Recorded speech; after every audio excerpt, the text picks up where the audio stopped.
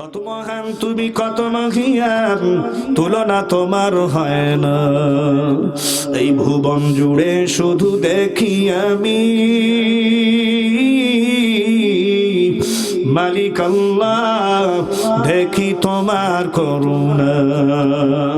আকাশে বাতাসে সাগরে নদীতে ওগো আল্লাহ, তোমার রহম ঝরে অবিরাম। আল্লাহু আকবার। ওই মালিক আমার মাওলার পরিচয়, তারপর আমার মাওলার কবরে গিয়ে ঘুমাইও। এ কবর পথের পথিকেরা, মুসাফিরের দলেরা, এ ব্যবসায়ী, কর্মজীবী, কৃষক, শ্রমিক, মজুর আমার ভাইরা, পর্দালের মা গো, মনে রাখা লাগবে আমরা কিন্তু বর্তমানে অবস্থান করতেছি আলমে আসগার, দুনিয়ার বস্তু জগৎ। এখানে আমার মা আমার আপন, এখানে আমার বিবি আমার আপন, এখানে আমার স্বামী আমার আপন, এখানে আমার ভাই আমার আপন, এখানে বোন আমার আপন, এখানে আমার চাচা, আমার মামা, আমার দাদা, আমার প্রতিবেশী আমার আপন, বাড়ির পাশে মেম্বার, চেয়ারম্যান আমার বড় আপন। কিন্তু মালিক ডাক দিয়া বলতে আসেন, আব্দুল কারীম, এই দুনিয়াতে বান্দা আলমে আসবাবে অবস্থান করতে আসো। মায়ের উদর থেকে দুনিয়াতে আসা আগে বান্দা তুই কিন্তু একটা জগতের মধ্যে ছিলি। ওই জগৎটা কিন্তু 10 মাস 10 দিনের জন্য ছিল। ওই জগৎটা মায়ের পেটের জগৎ। এক মুসাফিরের দলেরা, কবর পথের পথিক আমার ভাইরা, চুয়াডাঙ্গা সদর এলাকার মুসল্লা, ইমানে আওয়াজ দিয়া বলে 10 মাস 10 দিন ওই মায়ের গর্ভের মধ্যে কুদরতি ভাবে তোমারে আমার লালন পালন করলেন কে? একমাত্র মালিক আমার।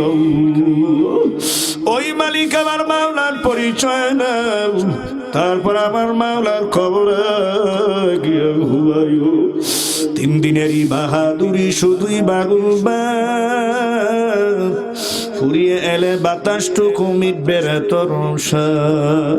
ক্ষমতারই গরম দিয়া, টাকা পয়সার গরম দিয়া টিকে থাকা কিন্তু যাবে না, যেতে হবে মন খালি হাতে,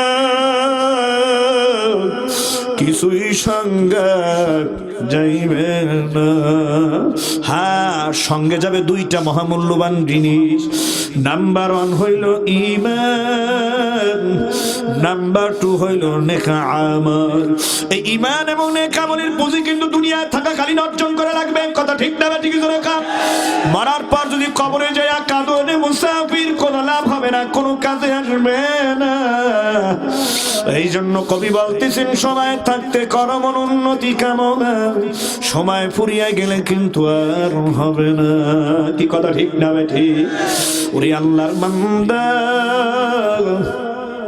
10 মাস 10 দিন যখন ওভারটেক হয়ে গেল, টাইম পাস হয়ে গেল, আপনি আমি দুনিয়াতে আসলাম, ওয়া ওয়া করে কান্না করলাম। ওইদিকে আপনার মা আপনাকে প্রসব করলেন আল্লাহর হুকুমে। যখন নাকি সন্তানের মায়াবী সুন্দর চেহারাটা মা এক নজর দেখে, মায়ের প্রসব বেদনার কথা মুহূর্তের মধ্যে সন্তানের ওই মায়াবী চেহারা দেখার সাথে সাথে ভুলে যায়। কথা ঠিক না ঠিক? ওইদিকে আব্বা খুশি, দাদি খুশি, ভাই বোন, প্রতিবেশী, ঘরের সবাই খুশি, তুমি আমি তো ওয়া ওয়া করে কান্দি। ওইদিকে মিষ্টি সরাসরি আনন্দের মিছিল, গল্প গুজব।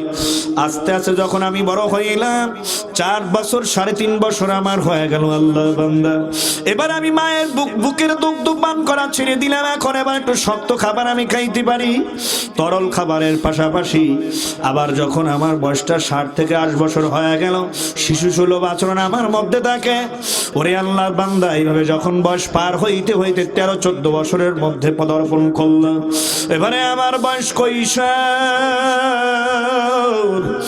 নেগেটিভ পজিটিভ ভালো মন্দর জ্ঞান আমার মধ্যে চলে আসলো। আরেকদিকে তো আমল নামা শুরু হয়ে গেল।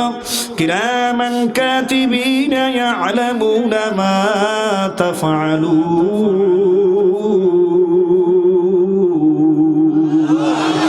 কালামে জিন্দা কুরআন হাকিম, হিকমতে উলায়া জারস্তু কদিম জামিউল ইলম ফিল কুরআন হাকিম, তাকাসারাত আনহু আফহামুর রিজালি। চিল্লা বলেন মারহাবা। এরে আল্লাহর বান্দা, এবারে ভালো মন্দর জ্ঞান আমার মধ্যে আছে।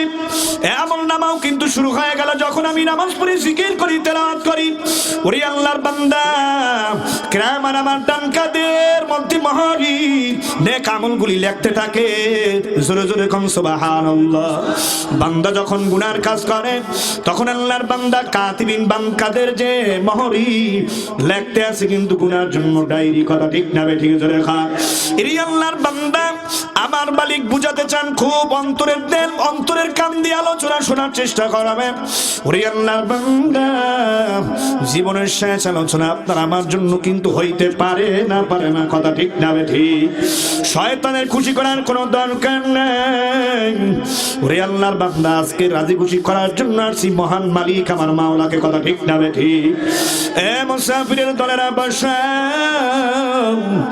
ঘড়ির দিকে তাকাও 12টা বাইজে গেল গুনার কারণে তোমার আমার কবরের মধ্যে যে জাহান্নামের আগুন জ্বলা 13টা বাইজা রইছে ওই জাহান্নামের আগুন কিভাবে নিভাবে ঘুম কি আরামের হবে না হারামের হবে কোনো ফিকির নাই কোনো চিন্তা নাই কোনো টেনশন নাই সারাদিন শুধু দুনিয়ার ক্ষমতা জিকির টাকা জিকির বিবি বাল বাচ্চা বন্ধুদের জিকির আমার মাওলার জিকির তো করতে ভালোভাবে পারলাম সারাদিন রাত গেল ঘুমাইতে গুনার কাজ গুনার বোঝা নিয়া যদি কেউ কবরে গিয়া ঘুমাও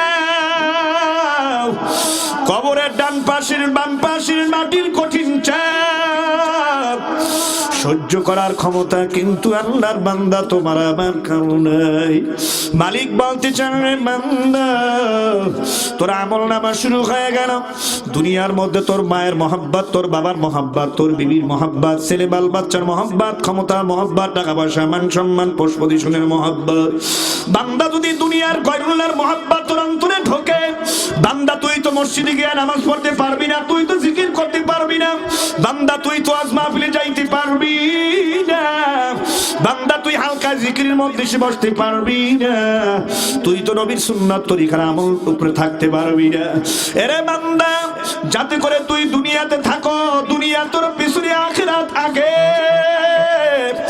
ফজরে আজান হবে বান্দা তুই মসজিদে দৌড়ে গিয়া মালিক মাওলার কুদরতি কদমে সিজদা দিবি আল্লাহু আকবার বলেন সবাই জোহরে আজান হয় বান্দা মসজিদে দৌড়ে যাবি আসরে আজান হবে বান্দা তুই মসজিদে দৌড়ে যাবি মাগরিবে আজান হবে বান্দা তুই মসজিদে দৌড়ে যাবি মনে রাখবি একদিন কিন্তু কাফনের ভেতরে 2টা পা ঢোকার পর প্যাচ লাগায়া দিবে আর হাঁটতেও পারবি না ধরতেও পারবি না বান্দা আমি মাওলা তোদেরকে 2টা সতর্কবাণী দিতেছি যাতে করে আমি মাওলার হুকুমের উপরে প্রতিষ্ঠিত থাকা নামাজ জিকির তেলাওয়াত সুন্নাত তরিকার আমলের উপর প্রতিষ্ঠিত থাকো এ বান্দা আমি মাওলা 2টা সতর্কবাণী উল্লেখ করতেছি কুরআনুল কারীমের মধ্যে আল্লাহু আকবার নাম্বার 1 সতর্কবাণী কুল্লু নাফসিন যায়িকাতুল মাউত থুম্মা ইলাইনা তুরজাউন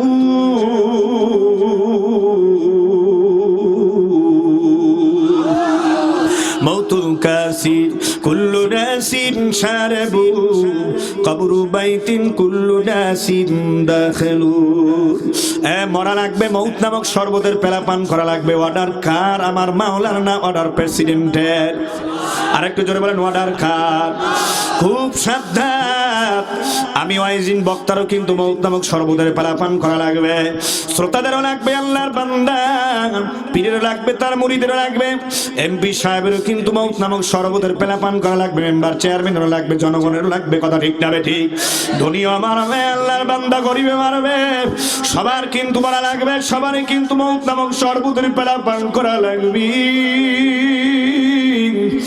সময় কিন্তু বেশি নাই নিঃশ্বাসের আর কিন্তু বিশ্বাস নাই হায়াত থাকতে গুনাহ নাও মাফ করা গুনার বোঝা নিয়ে কেউ কবরে পা দিও না জাহান্নামের ইন্ধন হয়ে যাইও না ওরে আল্লাহর বান্দা মৌত নামক শরবতের পেলা ছোট বড় ধনী গরিব সবারই পান করা লাগবে এই মৌত নামক শরবতের পেলার কথা যদি স্মরণ আসে আল্লাহর বান্দা কোনোদিন সে গুনার কাজের কাছেও যাইতে পারে না কথা ঠিক না ঠিক ধরে খান আল্লাহর বান্দারা এই জন্য অনুরোধ করে বলবো মৌতের কথা বেশি বেশি স্মরণ করেন। মৌতের কথা যদি বেশি বেশি স্মরণ হয়ে যায়, ওই বান্দা নামাজ বাদ দিতে পারে না, জিকির বাদ দিতে পারে না, দাড়িটারে পোস্ট লাগাইতে পারে না। কথা ঠিক না ঠিক? মৌতের কথা যেই ব্যক্তির স্মরণ হবে, জাগ্রত হয়ে অন্তরে থাকবে, সুদ খাবে না, ঘুষ খাবে না, জিনা করবে না, গান বাজনা করবে না, মরার পর আমাকে কবরে যাওয়া লাগবে, কি জবাব দিব কিয়ামতের ময়দানে আল্লাহর আদালতে? কথা ঠিক না ঠিক? জোরে খান। ওই আল্লাহর বান্দা মনটার একটু বুঝান, দিলটারে নরম করেন, 2 ফোঁটা চোখে পানি নেন, মনের বুঝান। রে মা, এই 2 হাত দিয়ে তো কত মানুষ মরার পর ধইরা ধইরা কবরের মধ্যে রাইখা দিলাম, কত মানুষের কবর উপরে মাটির চাকা রাখলাম, 3 টুকরা মাটির চাকা দিয়ে শেষ বিদায় জানাইলাম। একটা দিন কিন্তু আসবে মুসাফির,